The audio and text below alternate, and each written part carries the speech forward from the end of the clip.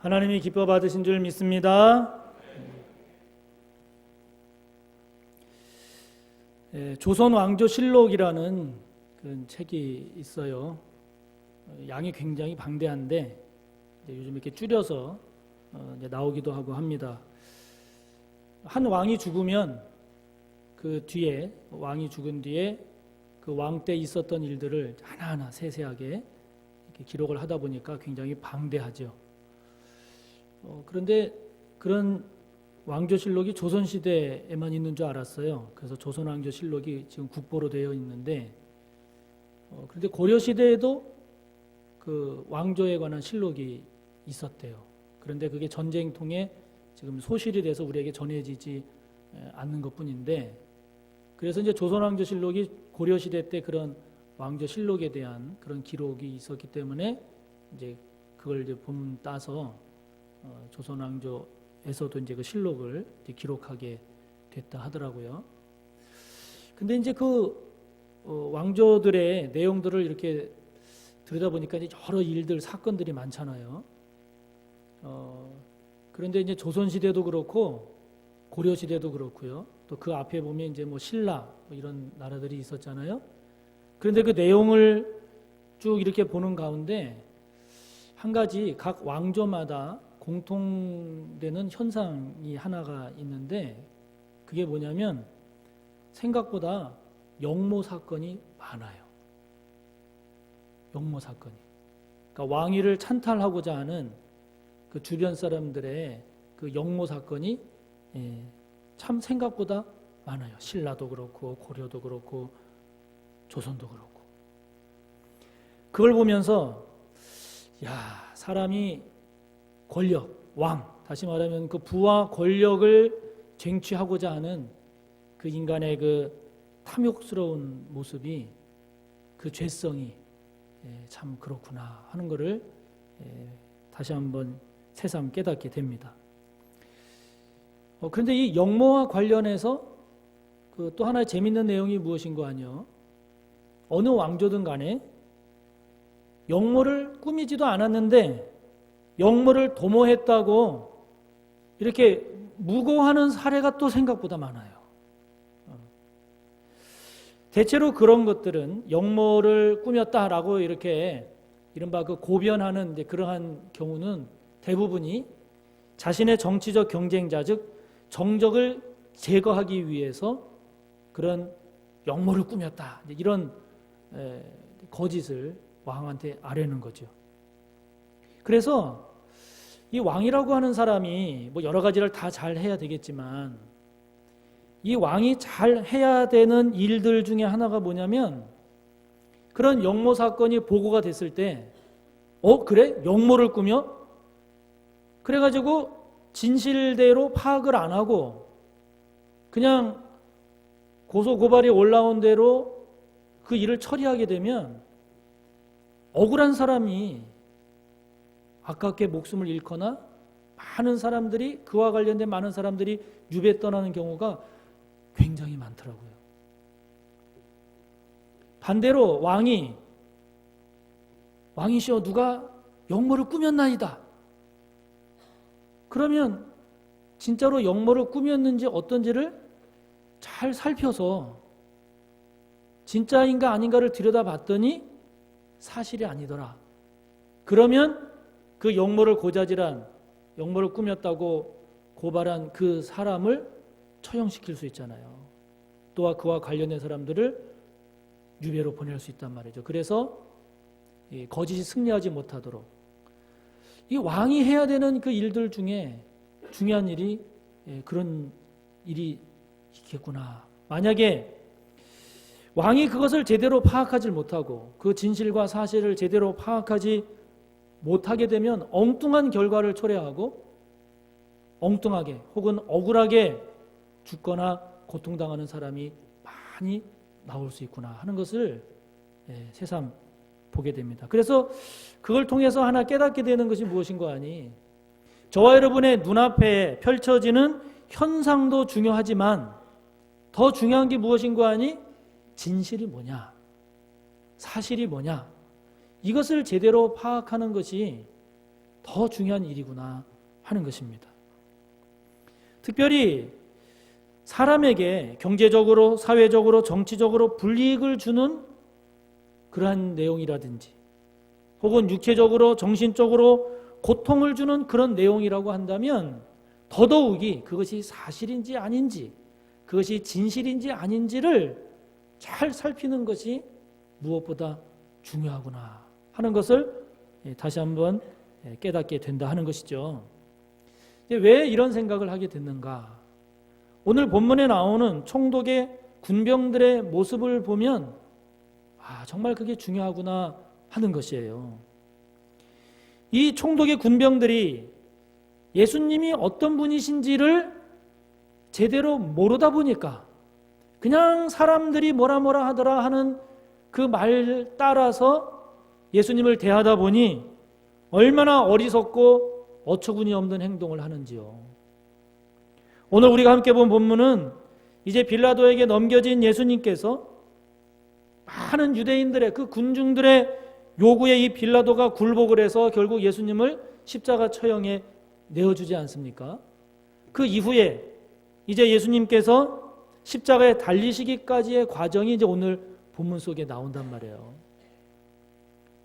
그런데 오늘 본문 속 우리가 본문을 볼 때 제일 앞부분에 나오는 이 총독의 군병들의 모습을 한번 보세요. 27절에 보면 이들이 예수님 앞에 온 군대를 모읍니다. 28절을 보면 예수님의 옷을 벗기고 홍포를 입힌단 말이에요. 홍포, 즉 이 자주색 옷은 황제가 입는 옷을 빗대어서 이 총독의 군병들이 예수님에게 옷을 입히는 거거든요. 29절에 보면 가시관을 엮어서 관을 만들어서 머리에 얹잖아요. 이 관이 뭐겠어요? 왕들이 쓰는 그 왕관을 빗댄 모습 아닙니까? 29절에 보면 예수님 손에 갈대를 쥐어줬다 그랬어요. 여러분, 이 갈대는 뭘 빗대었겠어요? 왕들이 통치할 때 사용하는 그 홀, 왕의 막대기를 빗댄 것 아닙니까? 29절에 보면 예수님 앞에 무릎을 꿇었단 말이죠. 왕처럼 대우해주는 모습을 보이잖아요. 이런 모습들을 보면 지금 이 총독의 군병들은 표면적으로는 예수님을 지금 왕으로 대하는 것처럼 그렇게 형식적으로 행하고 있지 않습니까? 그런데 실제로는 그런가요? 이 총독의 군병들이 예수님을 실제 왕으로 그렇게 존경하고 왕으로 두려워하고 왕으로 섬기고 있나요? 그렇지 않아요.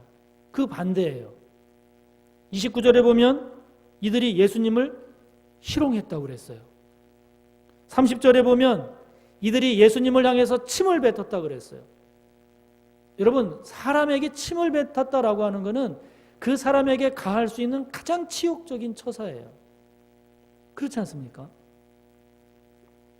30절에 보면 갈대로 예수님의 머리를 쳤다고 그랬어요. 그 갈대를 빼앗아서 예수님의 머리를 쳤어요. 31절에 보면 홍포를 벗기고 도로 예수님이 입고 계셨던 옷을 입혔단 말이죠. 이 로마의 총독의 군병들이 예수님에게 왜 이렇게 했을까요? 형식적으로는 왕을 대하는 것처럼 그랬지만 그러나 실제로는 아주 조롱하고 희롱하고 빗대어서 예수님을 때리고 모욕하고 침뱉고 왜 이렇게 했을까요? 그거는 이들이 예수님이 누구인지 제대로 모르기 때문이에요. 만약에 진정 예수님이 만왕의 왕이시고 왕중의 왕이시고 구원자시오 하나님의 아들이다, 여러분 그런 경외심과 신앙이 있었다면 예수님에게 이렇게 했겠습니까? 예수님을 제대로 알지 못했기에 특별히 이 당시에 이 총독의 군병들은요, 유대 주변에 있었던 이방인들 중에서 선발된 사람들이 많았거든요. 이방인들이 군인이 되다 보니 유대인들에 대한 반감은 더 컸을 거 아니에요. 그러니까 예수님에게 더 아주 혹독하게, 더 가혹하게 그렇게 빗대어서 예수님을 대한 거죠. 그러므로 이런 것들을 우리가 잘 생각을 해보면 저와 여러분이 상대방을 어떻게 생각하고 어떻게 알고 있느냐에 따라서 그 사람에 대한 저와 여러분의 생각이나 태도나 자세가 결정되더라 하는 거예요. 그래서 잘 알아야 된다는 거예요. 그 사람에 대해서. 지금 로마 군병들은 유대인들에 의해서 잡혀온 예수님을 그냥 사람들이 말하는 대로 이 사람이 왕이라 하더래. 그러니까 아주 우습게 하는 거죠. 예수님을. 아주 조롱조롱 하는 거죠. 다시 말하면 잘못 알고 있단 말이에요. 예수님에 대해서 잘못 알고 있으니 이들이 예수님을 대하는 태도가 이렇게 어처구니 없고 어리석고 그런 행동을 하는 것이죠. 여러분, 이러한 것을 우리가 생각을 해본다고 하면 저와 여러분은 예수님을 어떻게 생각하고 있는가? 이것 또한 중요한 질문이 되는 거죠. 왜냐하면 저와 여러분이 진정으로 예수님을 어떤 분으로 생각하고 있다라고 하는 그것이 오늘 저와 여러분의 신앙의 현 주소고, 그 예수님을 우리가 어떻게 생각하고 있느냐에 따라서 저와 여러분이 예수님과의 관계를 어떻게 유지하면서 이 땅을 살아가고 있는가 하는 우리의 삶이 결정이 된다 하는 것입니다. 예수님이 저와 여러분의 진정한 구원자요, 예수님이 저와 여러분의 진정한 나의 하나님이요, 나에게 있어서 가장 귀하고 귀한 분이 주님이시요, 이 주님만 계시다라고 하면 내가 어디든 주님과 함께 가겠습니다. 이 주님이 나와 함께 한다고만 하면, 이 주님이 나와 함께 동행한다고만 하면 내가 아무리 어렵고 힘들고 억울하고 고난당한다 할지라도 주님과 함께 가겠습니다 라는 여러분 그런 결단을 내릴 수 있지 않습니까? 그러나 만약에 저와 여러분이 예수님을 믿노라 하면서도 정작 예수님은 저 구석진 방에 모셔놓고 나는 내가 원하는 대로, 또 내가 되고 싶은 대로, 내가 바라는 대로 그렇게 살아간다라고 하면 예수님을 대하는 저와 여러분의 신앙이 어떠하겠어요? 그 신앙에 은혜가 있겠습니까? 그 신앙에 진정으로 넘치는 감사가 있겠습니까? 주님께 기도하고 간구하는 깊은 교제가 이루어질 수 있겠냐고요? 어렵죠. 안 되죠. 여러분, 사람과의 관계도 마찬가지입니다. 우리가 누군가를 판단하고 대할 때 제대로 잘 알고 그에 걸맞게 하고 있는가 하는 것을 절대 놓쳐서는 안 되는 거죠. 사람을 칭찬하거나 격려하는 것은 설사 잘못 알아도 괜찮아요. 그러나 누군가를 비난하거나 정죄하는 경우에는 진짜 그 사람이 그래? 못됐네. 그렇게 하면 안 되지. 이렇게 해서는 안 되는 거죠. 왜 그렇습니까? 먼저 그것이 사실인지 진실인지를 알아야 된다는 거예요. 왜냐하면 그것에 따라서 우리의 마음과 생각이 결정되기 때문입니다. 여러분, 자녀를 키울 때도 그렇잖아요. 이렇게 머리 숙이고 있으니까 조는 줄 알고 아유 정신 차려서 공부해야지 왜 줘라 그랬더니 그 자녀가 하는 말이 지금 공부하고 있는데 왜 때려요? 그러는 경우 있잖아요. 그게 우리가 다 넘겨짚어서 그런 거 아니에요? 이럴 거다 하는 거 아니에요? 진실을 확인하지 않고, 사실을 확인하지 않고. 성도들과의 관계에서도 마찬가지. 누가 뭐라 어떻게 하더라 뭐 하더라 그럼 그래? 이럴 게 아니라 진짜 그런지 아닌지를 먼저 우리가 확인하고 살피지 않으면 오해할 수 있고 오인할 수 있고 애매하게 비난하고 정죄할 수 있지 않겠습니까? 저와 여러분이 누군가를 대할 때 그에 대해서 제대로 알기 전까지는 함부로 비난하지 마시기를 바랍니다. 함부로 정죄하지 마시기를 바랍니다. 데살로니가 교회 성도들처럼 진짜 그런가 우선 살피셔서 정말 그렇다라고 한다면 그에 맞는 결정을 그 이후에 해도 늦지 않다 하는 것이죠. 저와 여러분이 오늘 로마 군병의 모습을 통해서 저와 여러분은 이 로마 군병들과 같은 어리석음에 떨어지지 않기를 간절히 바랍니다. 이어지는 내용 32절을 보면 시몬이라는 사람에 대한 내용이 나와요. 32절 딱 한 절에 나오는데 32절을 같이 읽어보겠습니다.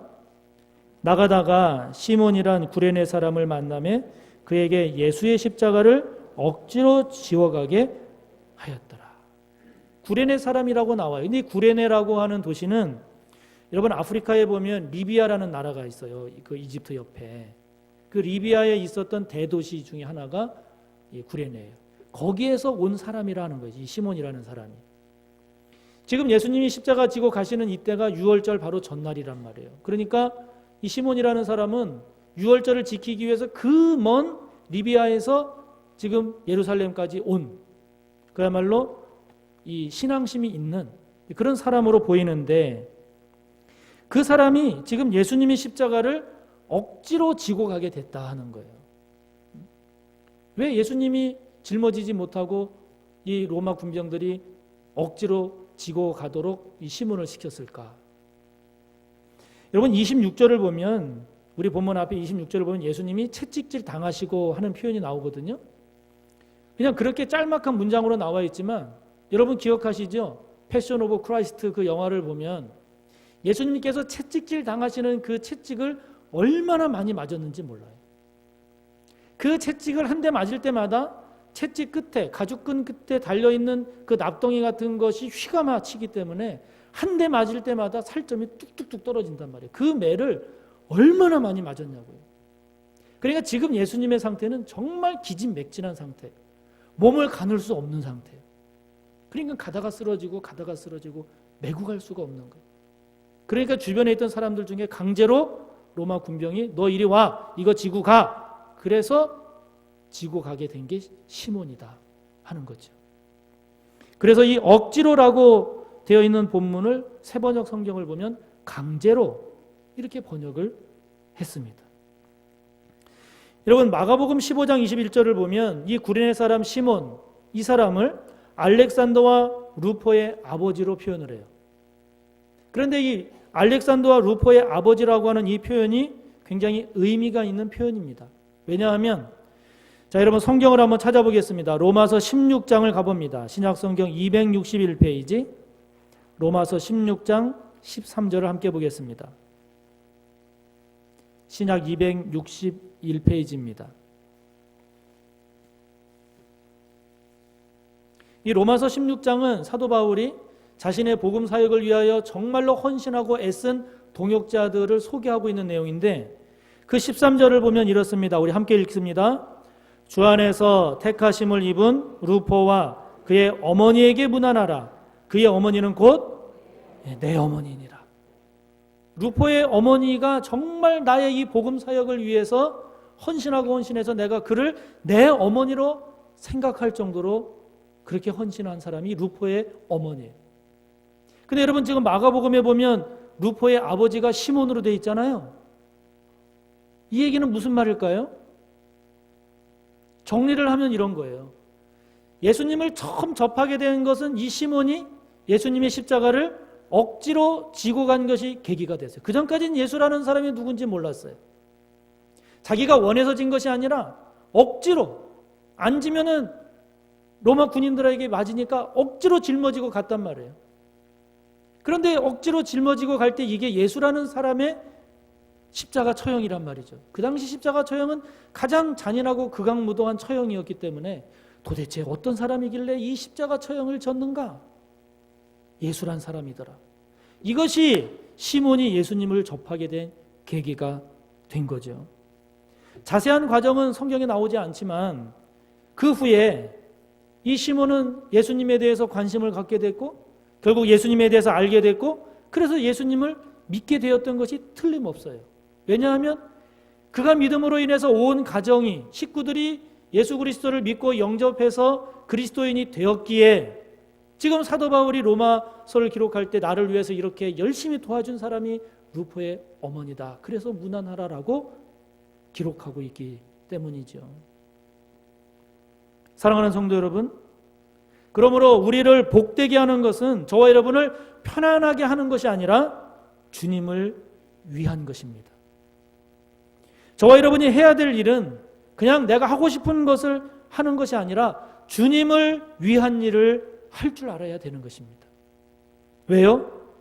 주님을 위한 일은요, 그 일이 다 구원을 위한 일이에요.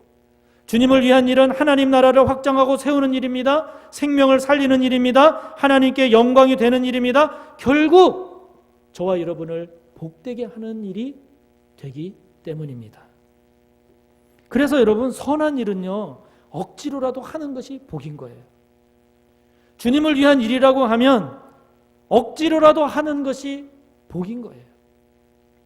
당장은 하기 싫어도, 힘들어도, 마음에 원치 않는다 할지라도 억지로라도 하게 되는 일이 주님의 일이라면 그게 복이 되는 거예요. 아까 광고할 때도 다니엘 기도회에 대한 내용을 말씀드렸지만, 그래서 여러분 억지로라도 참여하시라 이렇게 말씀드리고 싶은 거예요.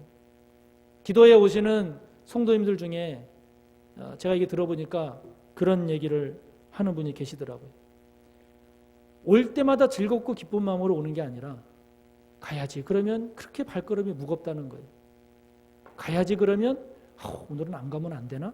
이런 마음이 든다는 거예요. 그런 마음이 들지만 억지로라도 힘을 내서 와서 참여하면 그래서 은혜가 되더라는 거예요. 여러분, 이게 은혜 받는 비결이에요. 이게 은혜 받는 자세예요. 억지로라도 오시기 바랍니다. 육신은 원치 않아도 와보세요. 그러면 은혜가 된단 말이에요. 그게 은혜 받는 비결이에요. 저와 여러분이 감당하는 여러 가지 사명들도 마찬가지예요. 우선은 우리가 사명을 감당함에 있어서 지치지 않도록, 시험에 들지 않도록 우리가 조심하고 우리 자신을 잘 관리하는 것이 중요하지만, 그러나 힘들다고, 하기 싫다고, 원치 않는다고 이거 피하고 저거 피하고 이거 안 하고 저거 안 하게 되면 여러분 나중에 시간 지나서 보세요. 남는 게 없어요. 아무런 신앙의 성숙도 없고 신앙의 열매가 없다고요. 억지로라도 주님 위해서 몸부림쳤던 그 시간, 억지로라도 주님 위해서 헌신했던 그것이 나중에는 저와 여러분의 신앙을 성숙시켰고 하나님께서 기뻐하시는 저와 여러분의 삶의 시간이 되었음을 발견하게 될 것입니다. 사랑하는 성도 여러분, 저와 여러분이 하는 일이 과연 주님을 위한 일인가 늘 살피는 우리 모두가 되기를 바랍니다. 내가 해야 할 일이 주님을 위한 일인가를 살피는 저와 여러분이 되기를 바랍니다. 내가 편하니까 하는 일이 아니라 선한 일에 마음을 두고 주님을 위한 일에 저와 여러분의 몸과 시간을 드리는 저와 여러분이 되기를 바라는 것입니다. 내가 하고 싶은 일이 주님을 위한 일이면 가장 좋은 거죠. 그러나 혹시라도 내가 원치 않는 걸 하더라도 그것이 주님을 위한 일이라고 한다면 억지로라도 사명을 감당할 줄 아는 저와 여러분이 꼭 되시기를 축복하는 것입니다. 그러므로 선한 일을 양보하지 마십시오. 주님을 위한 일이라고 하면 힘들어도 감당할 수 있는 우리 모두가 꼭 되시기를 축복합니다. 33절을 보면 마침내 예수님께서 골고다 언덕에 이르십니다. 골고다라고 하는 말은 해골이라고 하는 그 당시 사람들이 일상생활에서 쓰던 아람어예요. 그래서 이 해골이라고 하는 이름이 붙여진 이유가, 골고다한 이유가 그 밑에 해골이 많이 묻혀 있어서 그런 명칭이 붙었을 거다 하는 말도 있고, 또 하나는 그 지형, 그곳 모양이 해골처럼 생겨서 골고다, 해골 이런 표현을 했을 거다 하는 견해도 있어요. 또 여러분, 우리가 찬송가 150장을 보면 갈보리 산 위에 십자가 섰으니, 갈보리라는 표현이 나오잖아요. 그 갈보리라고 하는 거는 해골이라고 하는 라틴어 칼바라는 것에서 파생된 거예요. 그래서 갈보리, 골고다 이런 말을 쓰는데, 근데 여러분, 이 골고다는 55절을 보면 멀리서도 바라볼 수 있었던 곳이에요. 근데 여러분, 그 골고다, 해골이라고 하는 곳에 지금 십자가가 세워지고 있습니다. 죽음이라 일컬어지고 있는 그곳에 생명의 구원의 십자가가 세워지고 있습니다. 지금 사람들 눈에는 끔찍하게 처참하게 피 흘리면서 죽어가는 예수라는 사람의 모습이 사람 눈에 보이지만, 그러나 그 가운데서 행하시는 하나님의 역사는 그 죽음으로 떨어질 수밖에 없는 모든 인류를 생명과 구원으로 인도하시는 하나님의 역사, 그것이 지금 십자가임을 우리에게 보여주고 있습니다. 35절을 보면 예수님을 십자가에 못 박은 후 군병들은 예수님의 옷을 제비 뽑아 나누어 가집니다. 37절을 보면 예수님 머리 위에는 유대인의 왕 예수라는 죄패가 붙여집니다. 39절을 보면 지나가는 사람들이 그 예수님을 다 모욕합니다. 41절을 보면 대제사장들, 서기관들, 장로들이 사람들과 함께 희롱합니다. 44절을 보면 함께 십자가에 못 박힌 강도들도 예수님을 욕하고 있습니다. 지금 골고다에 세워진 예수님의 십자가는 사람들 눈에는 이처럼 무참하게 피 흘려 죽어가는 불쌍한 젊은이의 모습이요, 사람들 눈에는 조롱당하고 희롱당하고 모욕당하는 불쌍한 한 청년의 모습이지만, 그러나 여러분, 지금 저와 여러분의 눈에는 그 십자가는 무엇으로 보입니까? 우리의 죄를 짊어지시는 예수 그리스도, 하나님의 어린 양, 우리의 모든 죄를 위해서 피 흘리시는 하나님의 아들의 희생, 우리를 생명으로 이끌고자 하시는, 구원코자 하시는 하나님의 구원의 역사, 여러분, 그 십자가가 보입니까? 사랑하는 성도 여러분, 십자가는 하나님의 뜻을 성취하는 것이고, 십자가는 하나님의 뜻에 순종하여 가는 길이고, 그 십자가의 길이 결국은 세상을 이기고 죄를 이기고 사탄을 이기는 하나님의 승리임을 우리에게 보여주고 있지 않습니까? 저와 여러분이 십자가의 삶을 살아야 되는 이유가 무엇입니까? 저와 여러분이 십자가 안에 담겨진 그 비밀과 능력을 놓치지 말아야 되는 이유가 무엇입니까?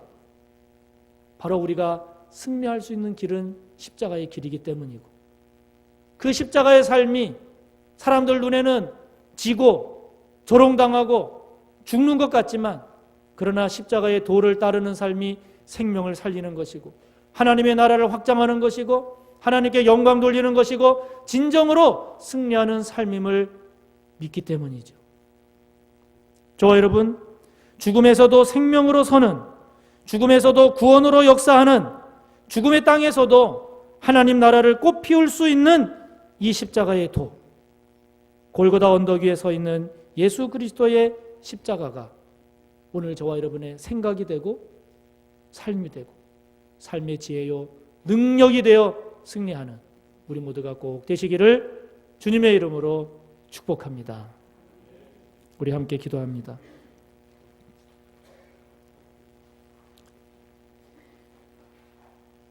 총독의 군병들을 생각해 봅니다. 주님을 제대로 모르기 때문에 어리석고 어처구니 없는 그런 모습을 보이고 있는 그들, 저와 여러분에게는 그런 모습은 없는지를 다시 한번 돌아봅시다. 구레네 사람 시몬이라는 사람을 생각합니다. 억지로라도 주님의 십자가를 진 것이 계기가 되어 주님을 알게 되고 믿게 되고 온 가정이 귀한 일꾼으로 세워졌음을 봅니다. 골고다 언덕 위에 세워진 십자가를 생각합니다. 사람 눈에는 죽음으로 보이지만 그러나 하나님이 이루시는 구원과 생명의 역사입니다. 저와 여러분 안에 이 십자가의 삶이 살아 역사하기를 말씀을 생각하며 함께 기도합니다. 주님,